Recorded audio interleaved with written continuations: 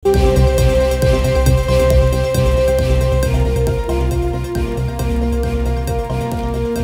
umaga, ngayon ay Miyerkules, January 31, 2024. Narito ang may init na balitang hatid ng All TV News.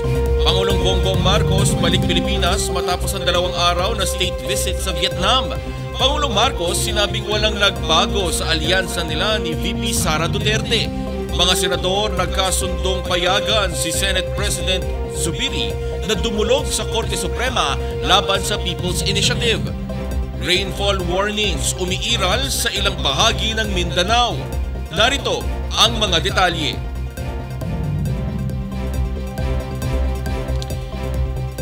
Naging produktibo, ganito inalarawan ni Pangulong Bongbong Marcos ang kanyang 2 araw na state visit sa Vietnam. Lumapag ang eroplano ng Pangulo kaninang alas 3 ng madaling araw sa Villamor Air Base. Sinabi ng Pangulo na marami na agad ang nakamit sa kanyang pagbisita doon kahit naging mabilis ito.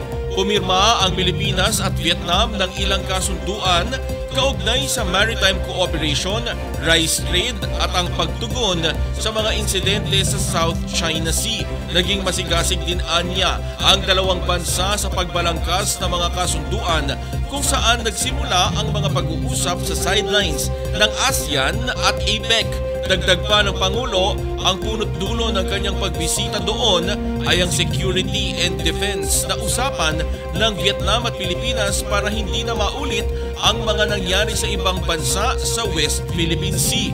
Bagaman parehong may claims ang dalawang bansa sa Spratly Islands, pumirma ang Pilipinas at Vietnam ng kasunduan kung papaano mapayapang mapakikinabangan ang karagatang nakakasakop doon. Walang nagbabago. Ganito naman inilarawan ng Pangulo ang kanyang relasyon kay Vice President Sara Duterte.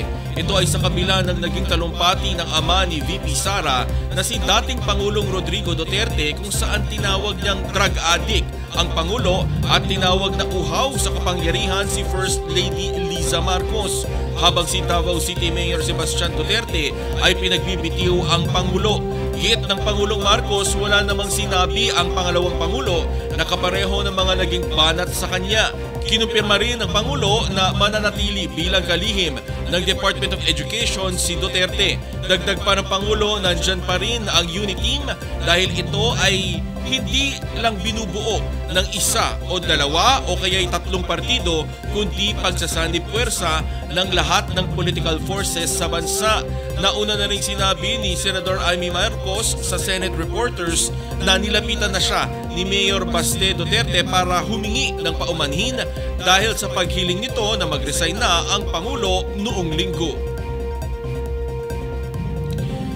Nagpasa ng resolusyon ang Senado para payagan si Senate President Juan Miguel Zubiri para kumatawan sa Senado at questionin sa Korte Suprema ang constitutionality ng People's Initiative.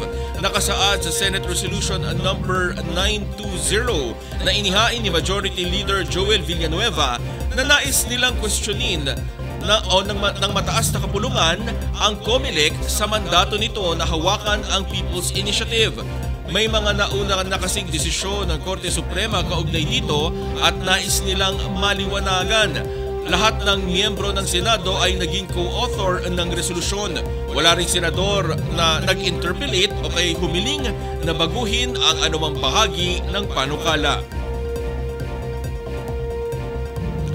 Umiiral ang rainfall warning sa Davao Region ngayong umaga. Sa inilabas na heavy rainfall warning ng Pag-asa alas 8 ngayong umaga, nakataas ang red warning level sa Agusan del Sur, Davao de Oro at Davao Oriental. Ibig sabihin, asahan ng mahigit na 150,000 na drum ng tubig ang bubuhos sa 1 square kilometer. Kaya ayon sa Pag-asa, asahan ng pagbaha at landslide. Orange warning level naman ang umairal sa Davao City, Davao del Norte at Surigao del Sur. Habang umiiral naman ang yellow warning level sa Bukidnon, Lanao del Norte, Maguindanao del Norte, Maguindanao del Sur, North Cotabato, Sarangani Province, South Cotabato at Sultan Kudarat. Yan ang mga balita sa oras na ito. Sa All TV News, una ang tama at totoo. Sundan ang mga balita sa All TV News PH sa Facebook at manatiling nakatutok dito sa All Radio 103.5 FM. Ako si Sandro Ochona.